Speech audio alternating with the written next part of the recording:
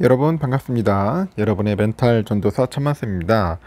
어느새 또 아침이 밝아오네요. 오늘은 토요일이니까 한번 편안하게 하루를 한번 시작해 봅시다. 요즘 비가 많이 와요. 비가 많이 와가지고 요즘 폭우로 인해서 피해가 큽니다. 하여튼 여러분 피해 없도록 단디 준비하시기 바래요. 그 대응을 잘해야 합니다. 폭우에 대해서. 제가 여러분에게 짤막하게 먼저 이야기를 드리고 싶은 게 있어요. 제가 항상 인간관계 관련된 다양한 이야기들, 좋은 이야기들을 많이 전달합니다. 여러분들이 편하게 듣고 삶에 적용을 한다면은 여러분의 삶이 조금 더 좀 빛나고 윤택할 겁니다. 투자를 떠나서 여러분의 삶에 또 그 가치를 한번 또 높여야 하지 않겠습니까? 그래야지 투자도 잘할 것 같아요. 그 상대와의 관계를 다시 생각하라는 그 신호에 대해서 한번 짤막하게 먼저 설명을 해볼게요. 첫 번째, 먼저 말을 걸지 않는다는 겁니다.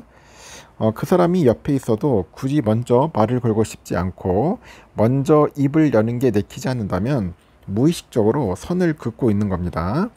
말을 아끼게 된다는 것은 관계를 유지할 의지가 줄었다는 그런 신호죠. 두 번째는 눈길을 주지 않는 거예요. 눈길을 주지 않는다.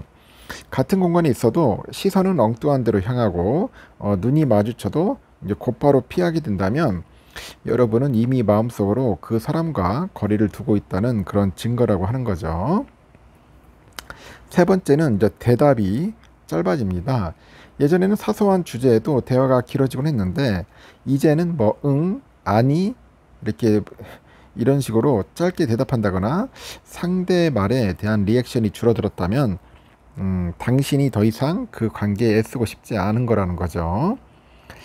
네 번째는 장난을 쳐도 재밌지가 않아요. 웃음은 감정 여유에서 나옵니다. 여유가 없다는 것은 정이 식었다는 뜻이겠죠.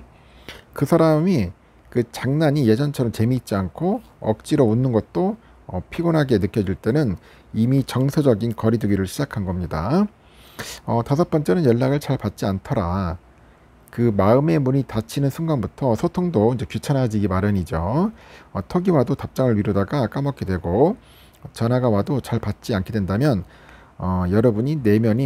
당신의 내면이 그 사람을 조금씩 멀리 한다는 그런 의미겠죠. 제가 이렇게 이야기를 했는데 떠오르는 사람이 있다면 그 당신은 이미 그 관계에서 무의식적으로 선을 긋고 있다는 겁니다. 그 사람의 무례한 말에 상처를 받아왔거나 관계에서 반복되는 불편함과 피로감을 지속적으로 느껴왔기 때문이겠죠.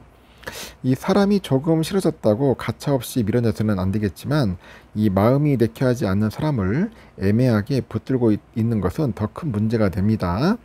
그래서 인간관계에서 피로가 쌓이면 상처받는 것은 내 자신일 뿐이라는 거죠. 그래서 누군가의 관계가 나를 힘들게 한다면 억지로 그 관계를 붙들고 있기보다는 거리를 두거나 놓아주는 것이 스스로를 지키는 일이라는 것을 우리가 꼭 명심을 하자는 겁니다. 좀 길었나요? 하여튼 중요한 이야기인 것 같아서 여러분에게 먼저 짤막하게 이야기하고 잘 실천해 봅시다. 투자는 내가 볼 때는 그 90%가 거의 멘탈 관리예요. 멘탈 관리. 전 그렇게 보고 있습니다. 요즘 그 젠스랑 때문에 아주 재밌어요. 국내 메모리 업체 그 반도체 업계에 훈풍이 불 거라는 전망이 나오고 있던데 미국 정부가 지난 15일에 엔비디아의 대중 반도체 수출을 공식적으로 승인하면서 훈풍이 불 거라는 것 같아요. 올해 4월 트럼프 행정부가 중국의 슈퍼컴퓨터에 사용될 우려가 있다면서 수출을 제한한 지 이제 3개월 만입니다. 이번 승인으로 엔비디아가 중국에 판매를 재개하는 제품이 H20인데 엔비디아가 미국의 수출 규제를 회피하기 위해서 성능을 낮춰서 설계한 모델입니다. 이 중국 시장을 겨냥해서 만든 만큼 중국 매출 비중이 높아요. 엔비디아는 H20 공급을 재개하는 동시에 기존 규제 기준에 맞춰서 이 사양을 조정한 신제품이죠. 이 B40 RTX 프로인데 이것도 중국에 출시할 계획이라고 합니다. 국내 증권가에서는 엔비디아가 H20 수출을 재개하면서 삼성전자, 하이닉스 등 HBM을 생산하는 국내 반도체 업체들이 수혜를 입을 거로 보고 있고, HBM은 H20 같은 AI 칩의 핵심 부품이죠. 그러다 보니까 그 대신주고 애널도 그래요. HBM 업계 입장에서는 이번 엔비디아의 대중 수출 재개가 하향 조정했던 내년 HBM 물량 전망치를 다시 끌어올릴 계기가 될 수 있다고 합니다. 그동안 확보가 어려웠던 검증된 제품을 구매할 수 있는 기회가 열리다 보니까 중국 내에서 단기 수요가 크게 증가할 거라고 분석을 하죠. 그리고 LS증권에서도 그래요. 보고서에서 이 수출이 허용이 되면은 올해 글로벌 HBM 수요는 기존 전망 대비 약 3% 정도 증가할 거라고 봅니다. 그렇다면 삼성과 하이닉스 중 누가 더 많은 수혜를 입을까? 이 반도체 업계에서는 SK하이닉스에 더 많은 점수를 줘요.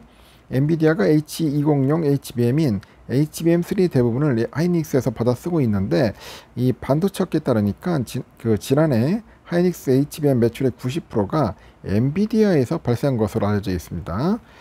그러다 보니까 이번 조치로 하이닉스는 단기 수혜가 클 거라고 하는 거죠.